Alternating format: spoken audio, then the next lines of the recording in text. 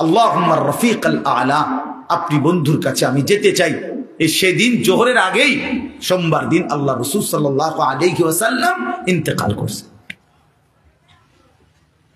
এটাই বিশুদ্ধ ইতিহাস। এজন্য নবী সাল্লাল্লাহু আলাইহি ওয়াসাল্লাম উম্মতকে শেষ কোন নামাজে দেখছেন? ফজর। সবাই বলেন ফজর, সবাই বলেন ফজর। সেই উম্মত যখন আমলনামা নিয়ে নবীর সামনে যাবে আর আল্লাহ রসুলের হাতে নিজের আমলনামা তুলে দিবে, ইয়া রাসূলুল্লাহ, এই যে আমার আমলনামা, আপনি আমার জন্য একটু সুপারিশ করেন। আল্লাহর কসম, নবীজি সাল্লাল্লাহু আলাইহি সাল্লাম তখন তাকিয়ে দেখবে আর দেখবে পৃষ্ঠার পর পৃষ্ঠা, বছরের পর বছর নামাজ নাই, ফজরের নামাজ 5 ওয়াক্ত নামাজ নাই, 40 বছর সুদ খাইছে, 30 বছর ধরে মিথ্যা বলছে, হায়াতের 60 বছর, অথচ অনবরত প্রতিনিয়ত বিড়ি সিগারেট খাইয়া গেছে। 60 বছর বয়স চা দোকানে আড্ডা দিছে, নাটক সিনেমা নর্তকীর ছবি দেখছে, কথায় কথায় মিথ্যা বলছে, গালিগালাজ করছে। আল্লাহর কসম বন্ধু, কিতাবের মধ্যে আছে, নবীজি চোখের পানি ফেলে দিবেন, বলবেন, উম্মত এ কি আমলনামা নিয়ে আসলা? এটাই শ্রেষ্ঠ নবীর, শ্রেষ্ঠ উম্মতের আমলনামা? তুমি জানো উম্মত, আমি 23টা বছর উম্মত তোমাদের জন্য আমি দিবা নিশি কাঁদছি উম্মত। আম্মা যারা আয়েশা রাদিয়াল্লাহু তাআলা আনহা বলছেন, এশার নামাজের পরে নবী দাঁড়াইছে ফজরের আজান পর্যন্ত উম্মতের জন্য এক দাঁড়ানোতে চোখের পানি ফেলে কাঁদছে। নবীজি বলবেন, ভাইয়া যে উম্মত আমি 23টা বছর কেঁদেছি, সারা রাত কাঁদছি তোদের জন্য। তায়েফের পাথরের আঘাতে আমার পিঠটা চালনির মতো ছিদ্র ছিদ্র হয়ে গেছে। উহুদের দান দান করার শহীদ এই রক্তাক্ত শরীর নিয়ে আমি উহুদের ময়দানে বেহুশ হয়ে পড়েছিলাম। ক্ষুধার কষ্টে আমি পেটে 2টা পাথর বাঁধছিলাম। আমার ঘরের চুলায় 3 মাস আগুন জ্বলে নাই।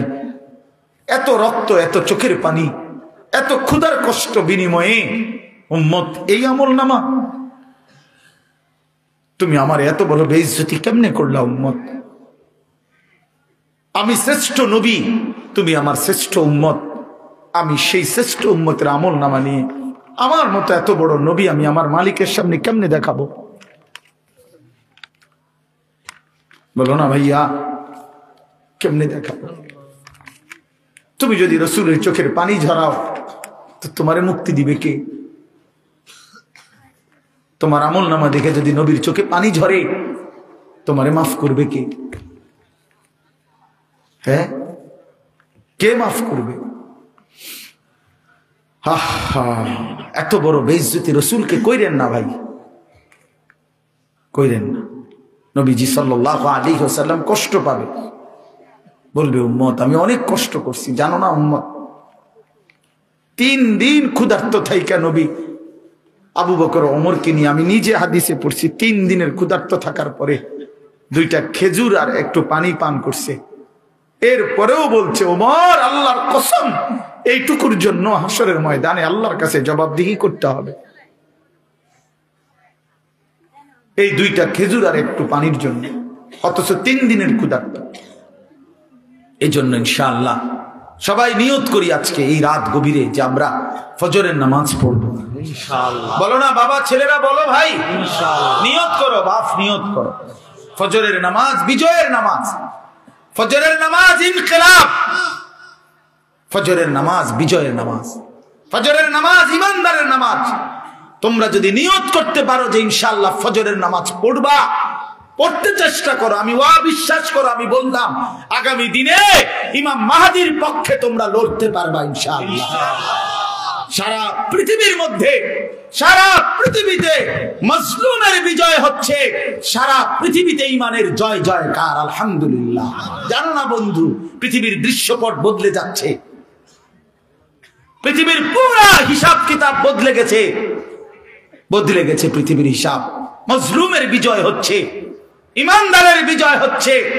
54 বছর একটানা এক জালেম শাসক বাপ পুত 2 জনে মিলে ইসলামের গুরুত্বপূর্ণ, অত্যন্ত ফজিলতপূর্ণ একটি দেশ সিরিয়া, শাম দেশ, যেখানে 54 বছর ধরে একটানা বাপ আর ফুত দুইজনে মিলে জালেম জুলুমের শাসন কায়েম করেছিল।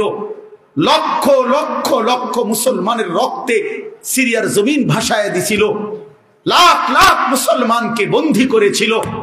সেই সিরিয়ার জালেম স্বৈর শাসক ফ্যাসিস্ট ওই জালেম গত 8 ডিসেম্বর, এই ডিসেম্বর মাসের 8 তারিখ, সেও ওইখানে ইমানদার মুজাহিদিনদের আক্রমণের মুখে ওই বেঈমান ওই নাফরমানেও সে নিজ দেশ ছেড়ে পালায় গেছে।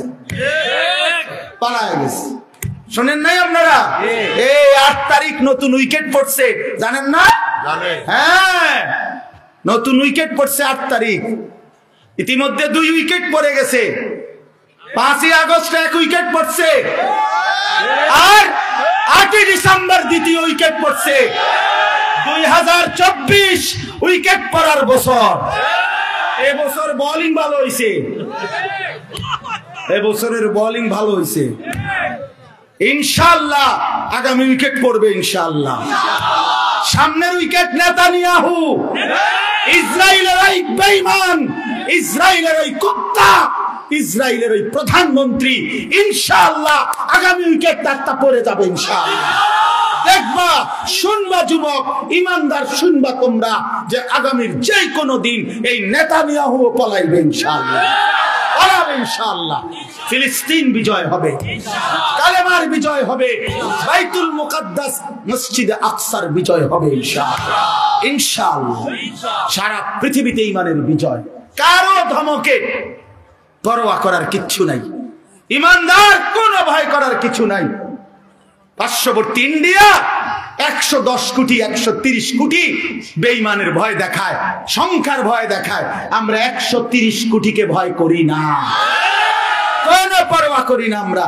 তোর 130 কোটি না, 230 কোটিও যদি হয় আমরা গোনা ধরি না।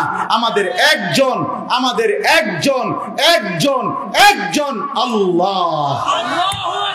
কয়জন বলো, কয়জন?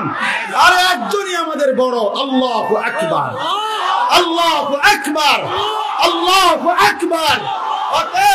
অতএব ইন্ডিয়াকে বলে দাও, পেঁয়াজের ধমক দিও না, আটার ধমক দিও না, আলুর ধমক দিও না। বেঈমান, পেঁয়াজ বন্ধ করে দিবি, ধমক দেশ কেন? পেঁয়াজ তোর বাপের, কথা বলে না। মোদির আব্বার নি পেঁয়াজ, কথা বলো। তার বাপের নি পেঁয়াজ, ওই ধমক দেয় কেন? ইন্ডিয়ার ওদের বাপের পেঁয়াজ, এটা তোর বাপে উৎপাদন করে পেঁয়াজ বেটা। আলু তোর বাপের আলু, তোদেরকে আলু, পেঁয়াজ, খাদ্য, খাবার এক এক লোকমা তোদেরকে যিনি খাওয়ায় বেঈমান, তিনি তো আমার আল্লাহ, আমার আল্লাহ। আর তোর কি, তোদের মূর্তি ছাড়া আছে কি আর? আমাদের আল্লাহ তোদেরকে খাওয়ায়, আমারে ধমক দেব, এটা কি কথা? আরে বেওকুফ, তুই কারে ধমক দেস বেটা? তোদেরকে যিনি খাওয়ায় তিনি আমার আল্লাহ, ঠিক কি না বলো যুবক? তার আল্লাহ, আমাদের বলবা না, আমার বলো, আমার আল্লাহ। আমার আল্লাহ খাওয়ায়, আমার আল্লাহ, আমার আল্লাহ ওদেরকে খাওয়ায়। 130 কোটির কোনো হিসাব নাই। পেঁয়াজ রসুনের ধমক দিলে কোনো লাভ নাই। ইনশাআল্লাহ 56,000 বর্গ মাইলের 1 ইঞ্চি জমিন বাংলাদেশের জমিন। এটা কোরআনের জমিন, এটা ইসকনের জমিন না। অতএব এই দেশে হিন্দু থাকবে, হিন্দুদের সাথে কোনোদিন আমরা জুলুম করি নাই। যুগ যুগ ধরে আমাদের এই বাংলাদেশে হিন্দুরা ছিল, সংখ্যালঘুরা ছিল, তাদের উপরে কোনো জুলুম আমরা মুসলমানরা করি নাই। কিন্তু আমাদের পরিষ্কার কথা, ইসকনের গুন্ডারা, ইসকনের সন্ত্রাসীরা এই বাংলাদেশে থাকতে পারবে না। বলো যুবক, ইনশাআল্লাহ বলো, ইসকন থাকতে পারবে না। দাঁড়াও যুবক, দাঁড়াও, দাঁড়াও, বলো তাকবীর দাও, দাও তাকবীর, হিম্মত করো, দাঁড়াও।